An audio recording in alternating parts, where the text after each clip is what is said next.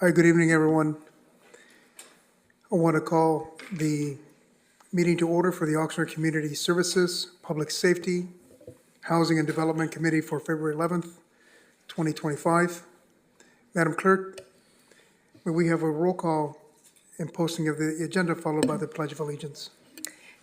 Chair MacArthur, Here. Committee Member Bettis. Here. Committee Member Perallo. Here. The agenda for this meeting was posted in the kiosk at City Hall, the Oxnard Public Library, city administrative offices, and on the city's website on Thursday, February 4th, 2025. Thank you. Councilmember Perlow, could you lead us on the Pledge of Allegiance, please? Please stand, place your hand over your heart, ready to begin.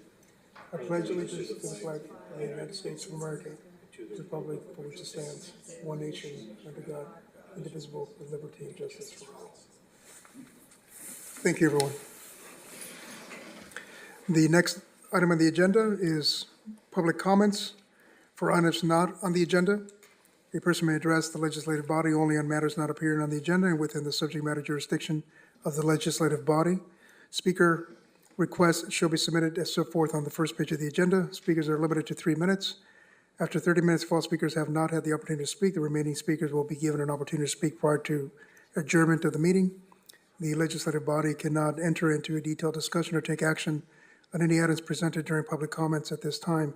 Such items may be referred to the city manager for administrative action or scheduled on a subsequent agenda for discussion. Persons wishing to speak on public hearing items should do so at the time of the hearing. Madam Clerk, just confirm we have one speaker. Okay. Yes. Jason McComb?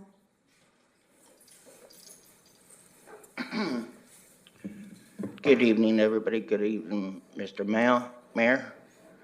My name's Jason McComb. I'd like to speak about what's going on at the Sober Living House on 1033 Lombard Street. There is 6 pedophiles living there, and as the society knows, we consider them predators.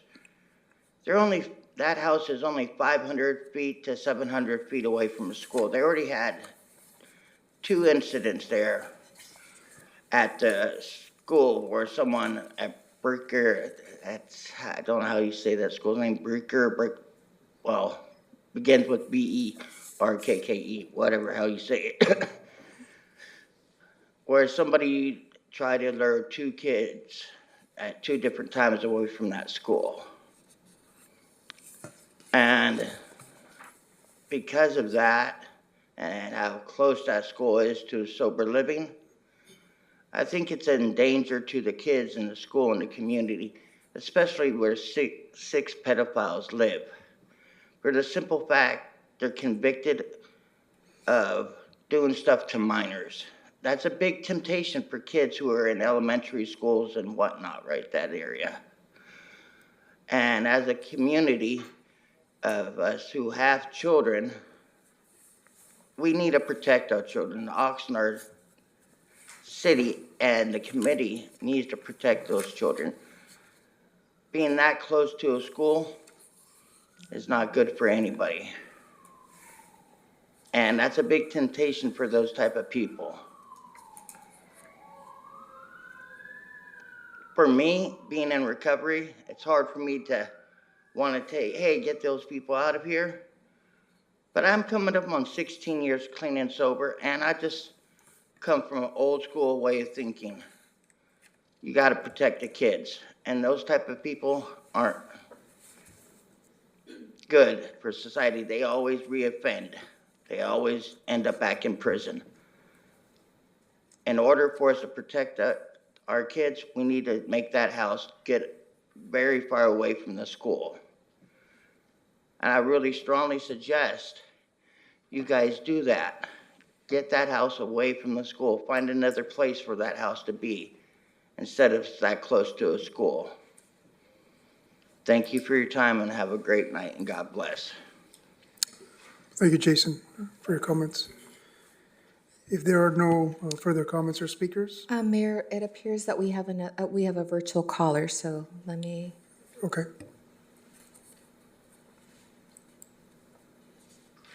So caller ending in 1622, please press star 6 to unmute.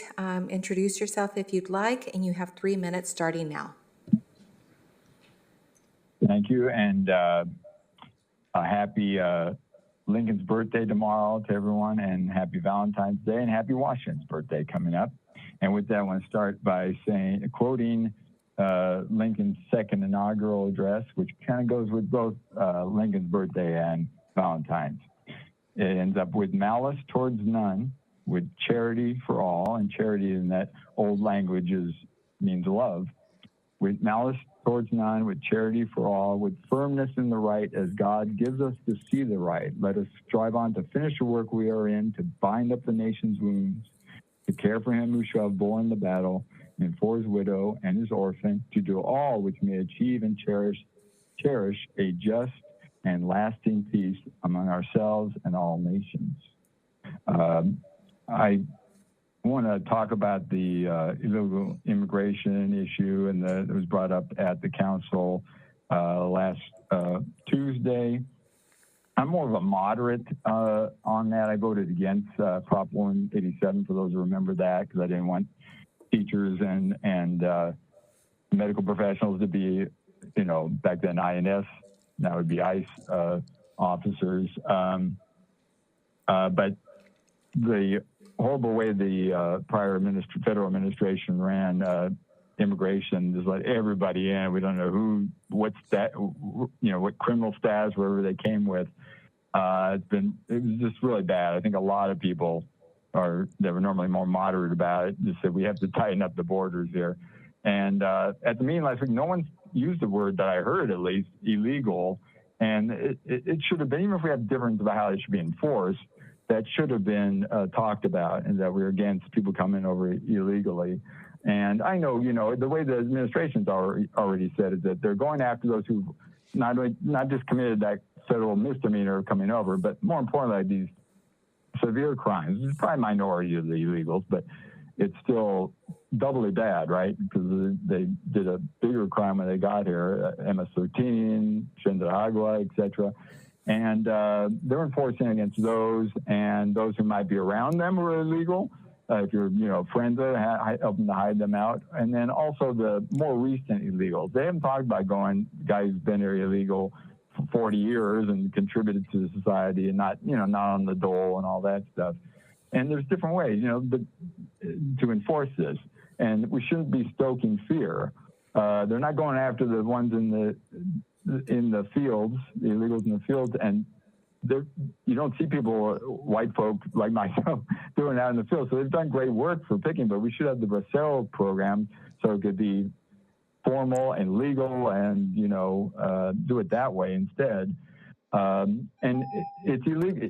Immigration has illegality when people come over illegal for good reason, because we want them to have the values. Thank you for calling in. Your time is up, but so I'm sorry to cut you off, but your time is up. Thank you for calling in and sharing your comments with us. Madam Clerk, are there any other speakers? Chair MacArthur, that concludes our speakers virtually or in person. Thank you. Thank you, Madam Clerk. If there are no further speakers, the next item in the agenda is the consent agenda. And the only item is for the approval of the minutes of the December 10th, 2024 and January 28th, 2025 Community Services, Public Safety, Housing and Development Committee meeting. Do any members have any questions or comments? Yes. Yes, Councilman Carlo. Mayor, I can gladly approve the January 28th, but I was not here on December 10th, but I do understand, being that we're a new body here, we can approve them, but I'd just like to get the city attorney to weigh in on that, please.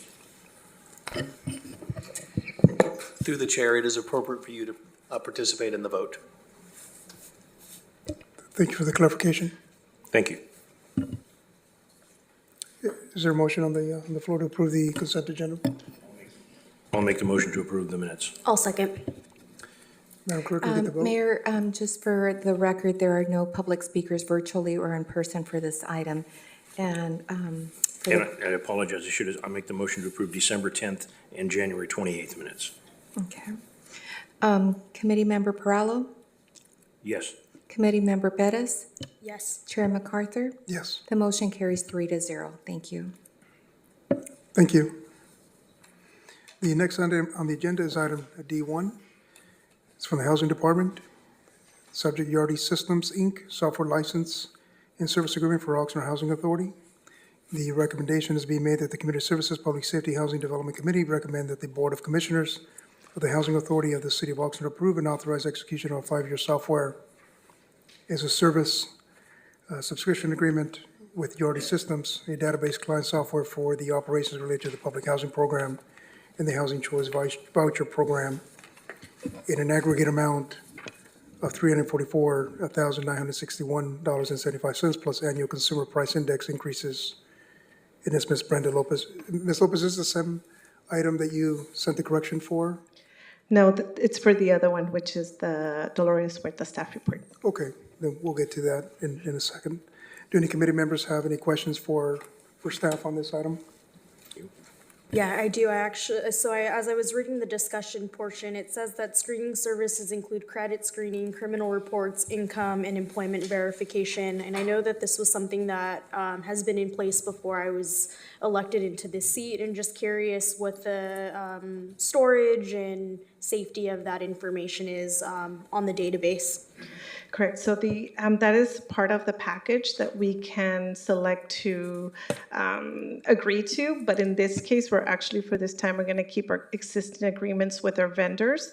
But yes, so basically with the vendors that we work with for example, background check, they do require certain I do apologize, certain criteria as far as making sure that all the information is confidential, encrypted, our IP addresses are monitored to make sure that we're not accessing. I'll give an example, like a background check.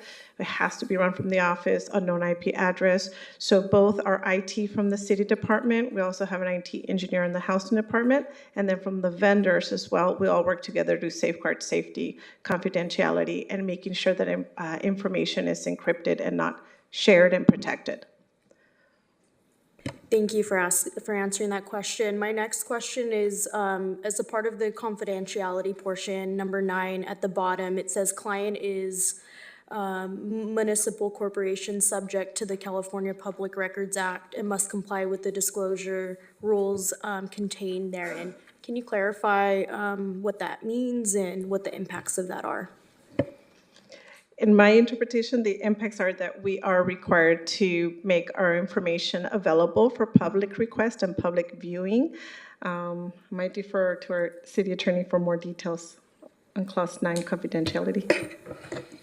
So there was an issue that had come up. The vendor wanted their contract to be private, but as you know, because this is going to be a public contract, that is something which is subject to the Public Records Act and would need to be disclosed. So that's really the reference. It's not people's personal information that is going to be subject to the Public Records Act, but this agreement and the associated documents with it, but not the applicants. I want to make that very clear. That is not going to be subject to public scrutiny in that sense. Thank you. Thank you. Councilmember Porto? Yes, I'd like to follow up on that question, then I have a separate one for the city attorney, the assistant city manager. When people ask for public records, when these things go to bid, the bids are public, matter of public information, correct? Yes, that is correct. Thank you. That was the end of my question there. Thank you very much. The question I have on this particular one, in the past, past council have been challenged pretty hard about contracts and how long we have contracts. And I did have an excellent opportunity to speak to the staff. They explained it, but I think it's worthwhile for any other council member that wants to watch this meeting and review it before we go to council, if this goes to council.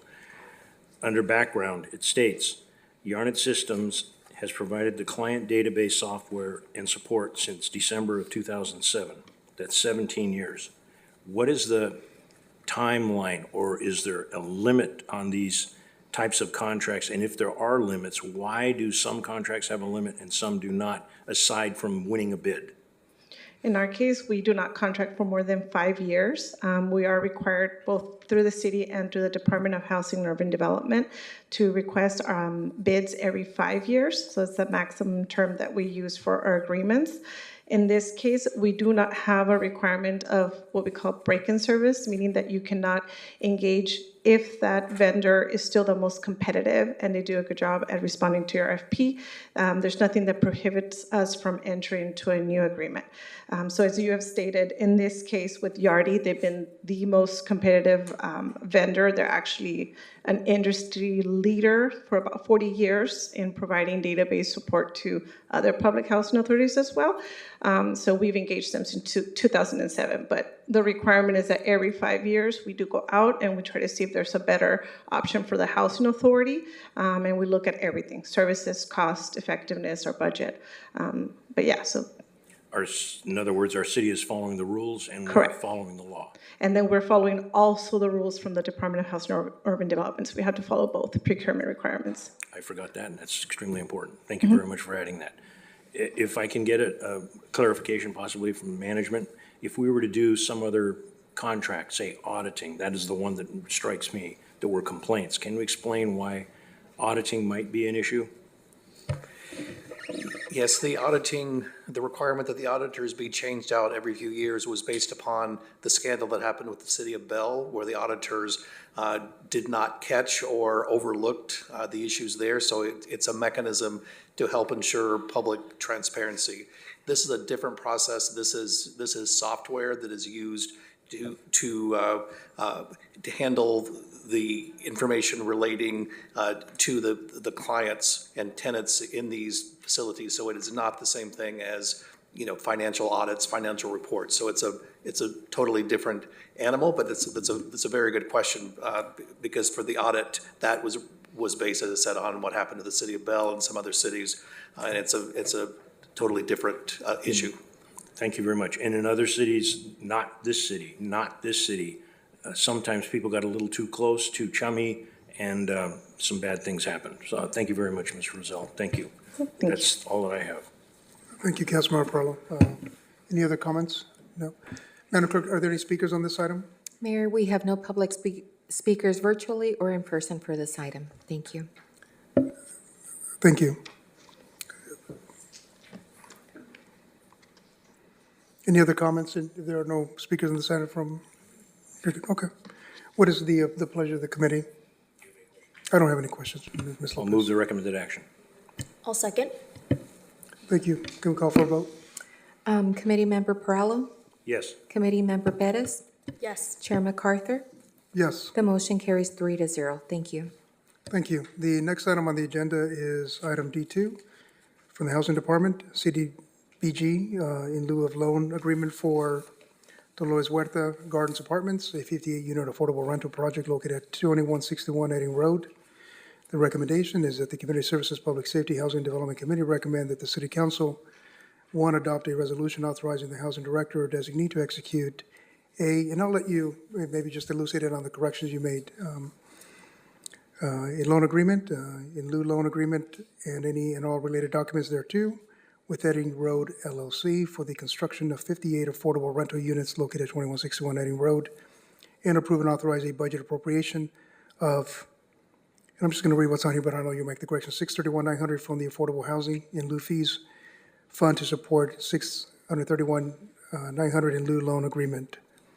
And before we get into, just for clarification, can you just, the memo that you submitted clarifying some, I think the numbers got twisted Yes, around. that is correct. So on the recommendations, nothing's changing. We're not making any changes to the request for the 268,074, nor the 631,900.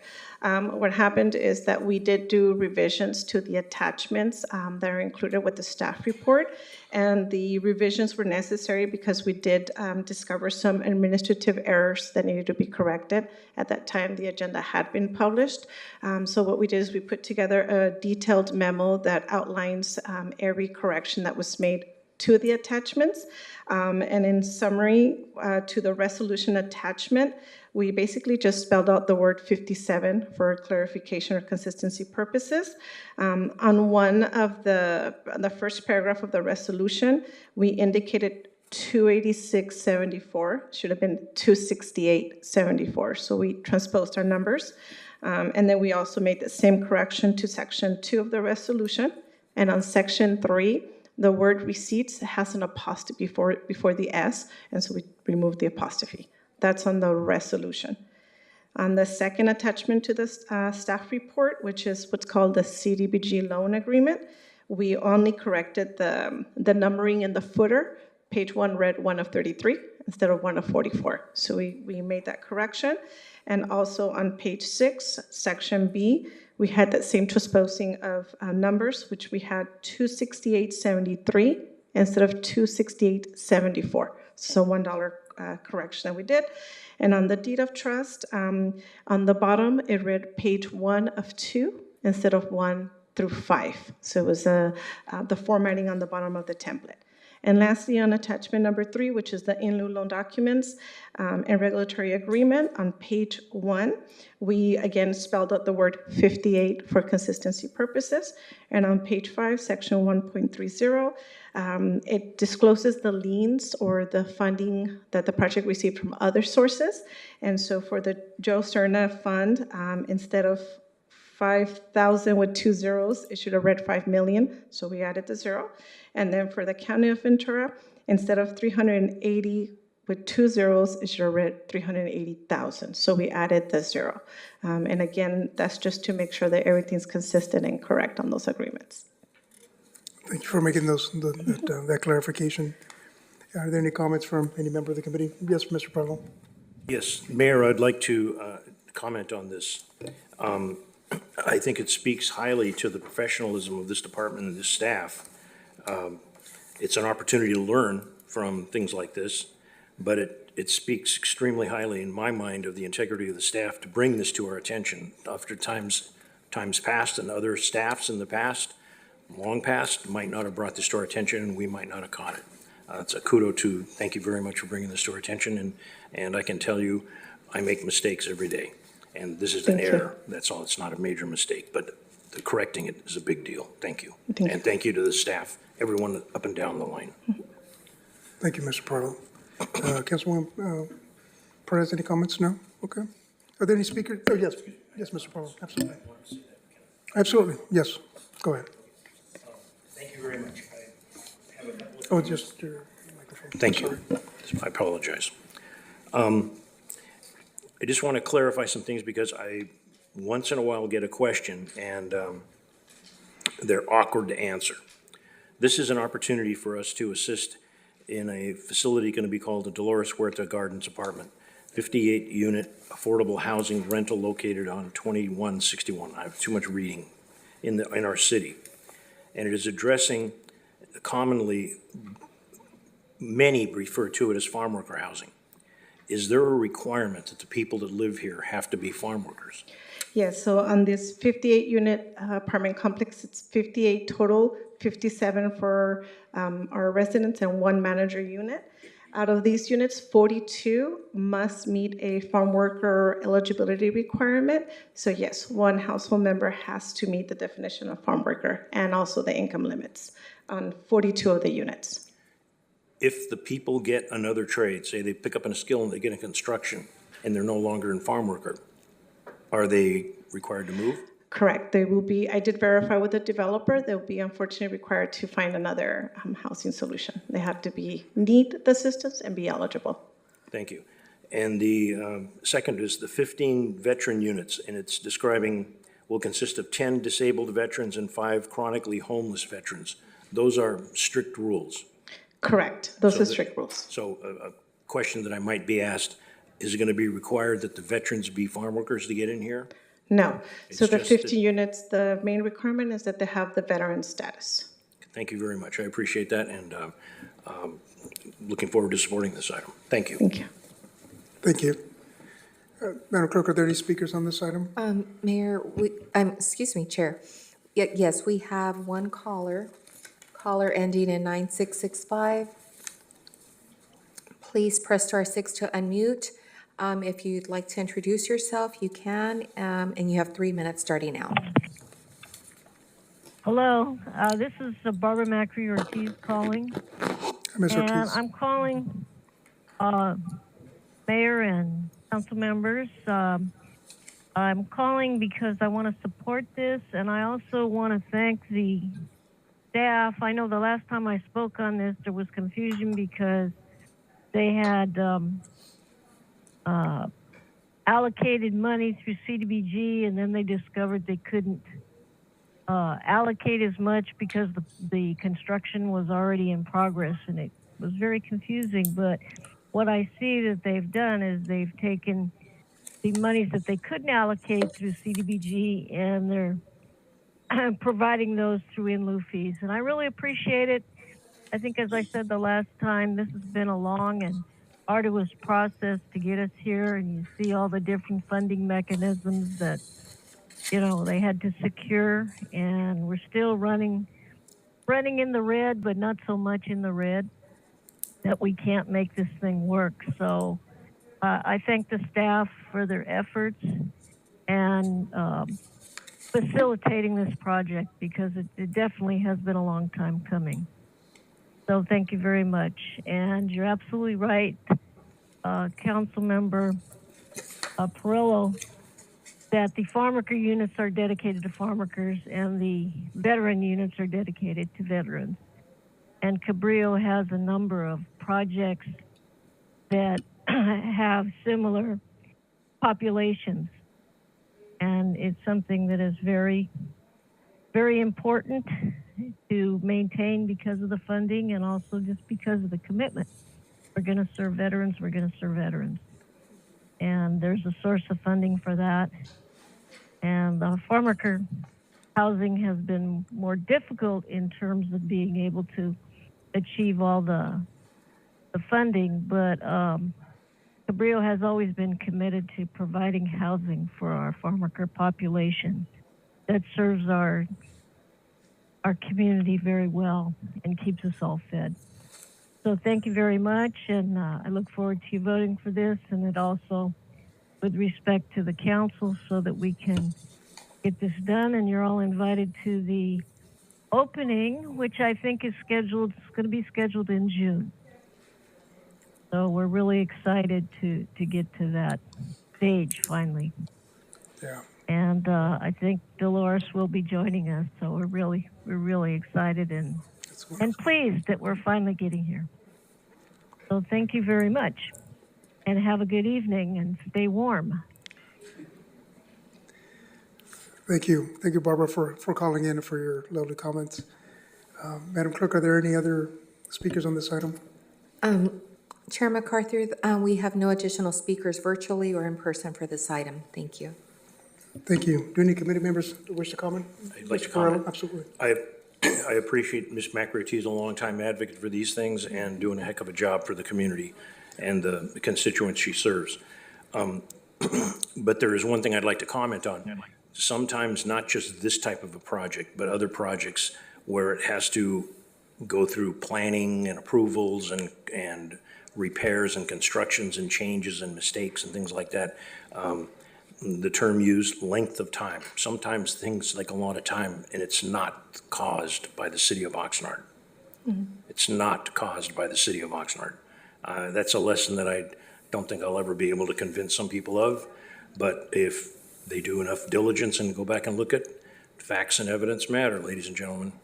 So the length of time on this one, not caused by the city of Oxnard. Thank you very much. Those are my comments. Thank you. Thank you, Mr. Perillo. Any other comments? No other comments. I will make the motion to approve this item. Great. I'll second it. Thank you. Can we get a vote, Madam Clerk? Committee Member Bettis, Yes. Committee Member Perillo, Yes. Chair MacArthur. Yes. The motion carries 3-0. Thank you. Thank you. Thank you. Thank you, Ms. Lopez. Unless a member has an item for a future agenda, and there being no further, do you have a, yes, Mr. Perillo. We had the very first speaker tonight speak, and he brought up something that the public has brought up, and it's been said, one council member has pushed this in the past. And since I'm new to this committee, but it says Community Services, Public Safety, Housing Development Committee. I think it falls under this umbrella. With specifically the questions and the comments that he made with numbers, the facts and evidence, can we get a report back on the facts? How many people are there, what the conditions are, what's going on, how far from the school, and what the law is with respect to that. I know I've had complaints when I first got involved with the city that there were types of houses that went into recovery, rehab, whatever the term would be used, and the city did not have a lot of say in what was going on. I think that could be added to the report, because I want to publicly state this. I think it needs to be understood. There are a lot of crimes. There's a lot of crimes that are extremely distasteful, but there's also something in our society. You do the crime, you do the time. And when you've done the time, you're out. And if people want to change that, they go through the legislative process. But people that are recovering, they have a right to live. Now, I don't know that I want them living next to me. I'm being straight up on that. But you got to be very careful what you do and what you try to do. And I know what I'm talking about on this from having been in a neighborhood, lived in a neighborhood where some pretty terrible things happened. I recommend that be on a future agenda. And if I may add to that, I think what the speaker, Jason McComb, was talking about is Dean Lust's home and the licensing behind that, and the fact that he's in compliance, maybe just, Councilman Pearl, are you asking for a written report, just an oral report from staff? Would that suffice? Something we bring up, make a presentation to this committee, and if the committee wants to forward it to the full council, we can. Okay, thank you. Just to clarify, that request has already come from the full council as well from the dais, so I will report back on the method in providing that to just make sure that we adhere to the previous request we had as well. Can we also address the facts that this gentleman gave? Yes, thank you. that's what we were looking at based on the first request. Thank you very much. Thank you very much for that. There being, unless anybody has a future item they want to consider, if not, with no further business on the agenda, without objection, we are adjourned. Thank you very much.